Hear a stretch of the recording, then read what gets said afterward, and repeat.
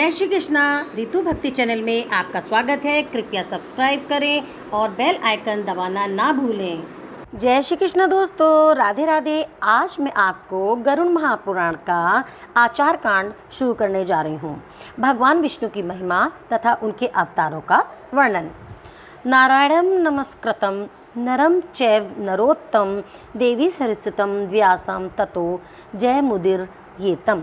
नरश्रेष्ठ भगवान श्री नारायण और भगवती सरस्वती तथा व्यास देव को नमन करके पुराण का प्रवचन करना चाहिए, जो जन्म और जरा से रहित कल्याण स्वरूप अजन्मा तथा अजर है, अनंत एवं ज्ञान स्वरूप है, महान है, विशुद्ध, अनादि एवं 5 भौतिक शरीर में हीन है, समस्त इंद्रियों से रहित और सभी प्राणियों में स्थित है, माया से परे है, उन सर्व व्यापक परम पवित्र मंगलमय अद्वय भगवान श्री हरि की मैं वंदना करता हूँ।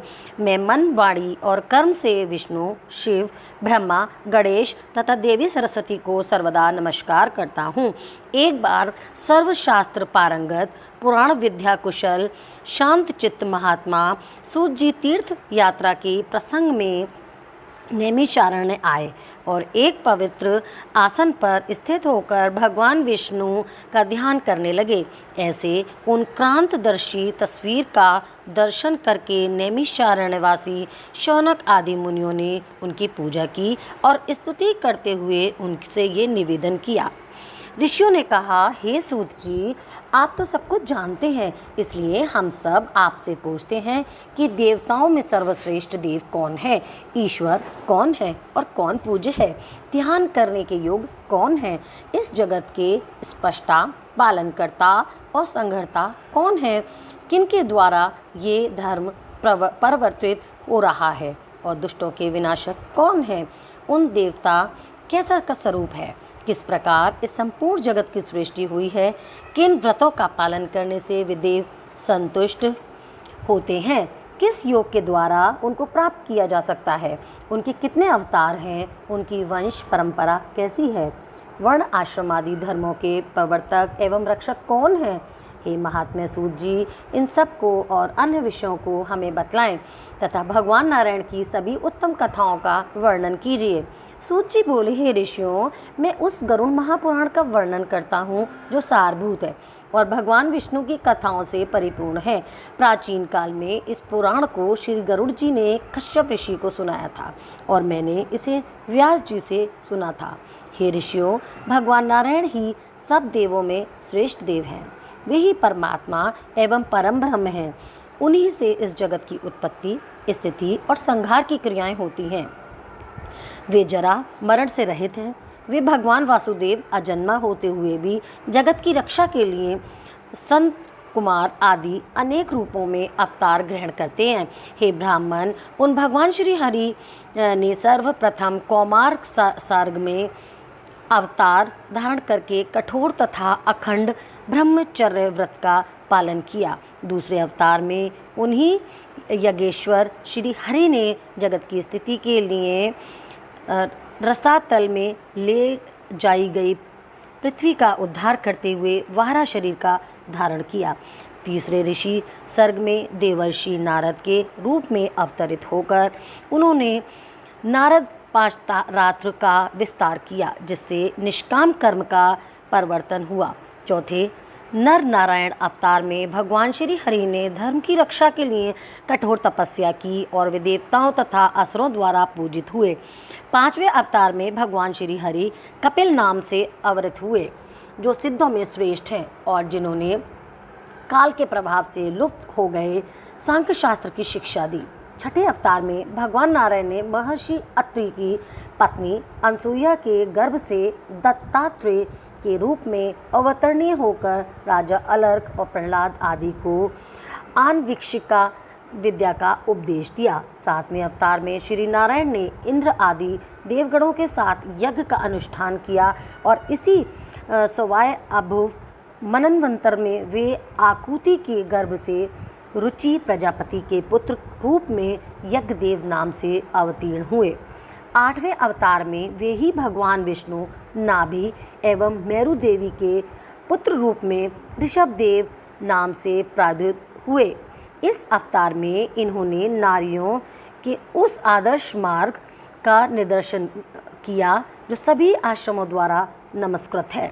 ऋषियों की प्रार्थना से भगवान श्री हरि ने नवे अवतार में पार्थिव शरीर अथवा पृथु का रूप धारण किया और गौ रूपा पृथ्वी से दुग्ध रूप में महाऔषधियों का दोहन किया, जिससे प्रजाओं के जीवन की रक्षा हुई।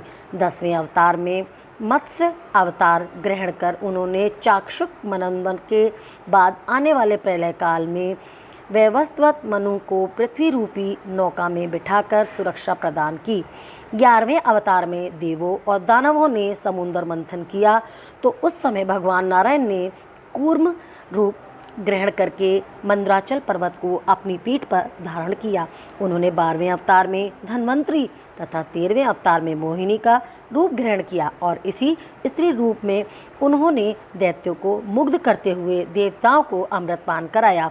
14वें अवतार में भगवान विष्णु ने नरसिंह का रूप धारण अपने तेज नखाग्रों से पराक्रमी दैत्यराज हिरण्यकश्यप के हृदय को उसी प्रकार विदीर्ण किया जिस प्रकार चटाई बनाने वाला व्यक्ति तिनके को चीर डालता है।